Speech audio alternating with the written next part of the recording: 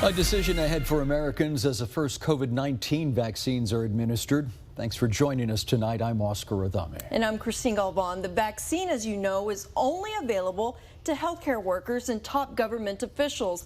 But eventually, as supply grows, you will need to decide whether to take it. Tony Velasquez Jr. spoke with one doctor about what happens if not enough people say yes. It's all new tonight.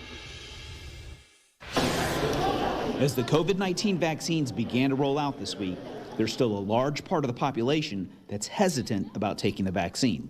Getting these things injected into their bodies, I imagine that they have to have some trust of institutions, of government, of big pharma.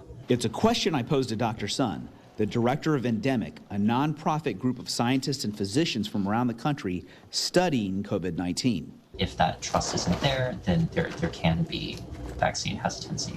What happens if too many people refuse it? Let's say 50% of the population doesn't want to be vaccinated, then we could be living with COVID-19 for a very long time. And with Pfizer and Moderna creating these vaccines in record-breaking time, does that play into the skepticism? As for reasons why people might be vaccine hesitant, as you mentioned, these vaccines were developed quickly. Some of the reasons they were developed quickly is because we already had some knowledge of the SARS-CoV-2 virus from the early SARS experience. But the skeptics are a moving target. Healthcare workers get vaccinated. That's millions of Americans that will have experience with the vaccine and kind of can tell their friends and family and potentially their patients. And as more Americans get vaccinated, I think that we'll see the target on vaccine hesitancy shift positively over the next few months. And like anything else, as long as there's transparency. There are some side effects that people need to be aware of.